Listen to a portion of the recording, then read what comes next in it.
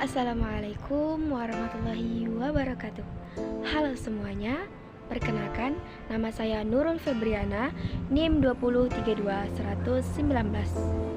Nah, pada video kali ini saya akan menjelaskan tentang konsep dasar manajemen perubahan. Stay tune. Yang pertama, filosofi dan sejarah perubahan.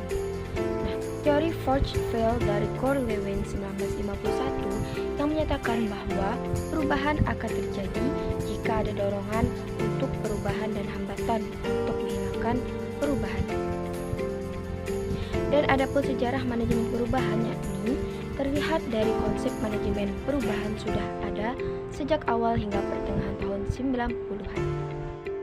Dari filosofi dan sejarahnya, perubahan difilosofikan dengan Nabi Muhammad SAW yang pernah hijrah dari Mekah ke Madinah. Lalu Lee Kuan Yew yang mengubah Singapura dan Raja Ubud yang mengubah Ubud menjadi desa seni yang indah. Nah, contoh ini memberikan filosofi terhadap perubahan, di mana perubahan telah dilakukan sejak zaman dahulu. Yang mana tujuannya pasti untuk kebaikan, untuk kedepannya jauh lebih baik. Lalu yang B ada pengertian perubahan dan manajemen perubahan. Perubahan merupakan suatu pergantian kondisi dari kondisi lama ke kondisi baru. Sesuatu itu tidak sama dengan keadaan sekarang, maka itulah yang disebut dengan perubahan. Perubahan tidak akan pernah terjadi jika keadaan sekarang sama dengan keadaan pada masa lalu, atau sama dengan keadaan yang akan datang.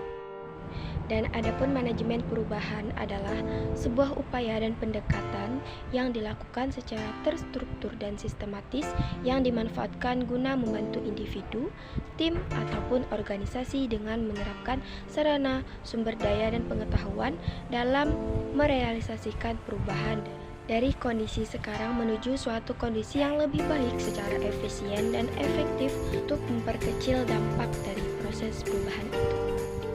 Selanjutnya itu ada mengelola perubahan.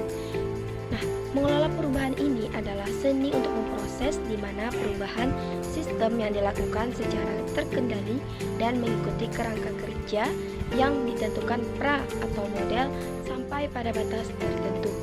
Adapun yang dapat dilakukan untuk mengelola perubahan yakni 1. Motivasi perubahan. Lalu yang kedua, mengelola transisi. Dan yang ketiga, melanjutkan momentum perubahan. Selanjutnya itu ada proses perubahan. Nah, proses manajemen perubahan yang diidentifikasikan dalam persyaratan ISO dapat sesederhana proses 7 langkah, yaitu 1. Identifikasi kebutuhan untuk perubahan. 2. Identifikasi tujuan perubahan dan konsekuensi potensial. Yang ketiga, pastikan integritas SMM, sosial media marketing. Yang keempat, tetapkan sumber daya. Yang kelima, identifikasi dan komunikasikan perubahan tanggung jawab. Yang keenam, melaksanakan rencana.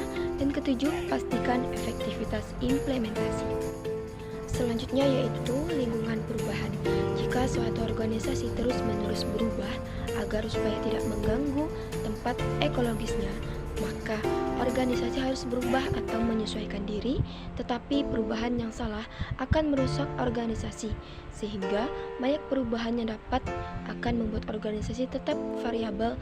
Setiap perubahan yang fungsional dan meningkatkan daya tahan hidup perubahan yang difungsionalkan akan menimbulkan ras kemerosotan, dan organisasi harus terus-menerus melaksanakan perubahan fungsional pembaruan, tidak hanya sekedar inovasi dan perubahan, tetapi proses perubahan itu harus selaras dengan tujuan organisasi. Baiklah semuanya, itulah sedikit materi yang dapat saya sampaikan, dan adapun kesimpulan dari pembahasan kita tentang konsep manajemen perubahan, yaitu manajemen perubahan adalah suatu usaha yang dilakukan oleh manajer untuk mengelola perubahan secara lebih efektif, yang di dalamnya memerlukan pengetahuan terkait motivasi, kelompok, kepemimpinan, konflik, dan komunikasi. Nah, apabila suatu organisasi mengalami perubahan, tentu organisasi tersebut akan menemukan tantangan-tantangan yang harus diselesaikan. Oleh karena itu, pemimpin organisasi perlu pola perubahan tersebut agar dapat berhasil sesuai dengan yang diinginkan. Baiklah, cukup sekian yang dapat saya sampaikan. Semoga bermanfaat dan mohon maaf bila terdapat kesalahan. Saya akhiri. Wassalamualaikum warahmatullahi wabarakatuh.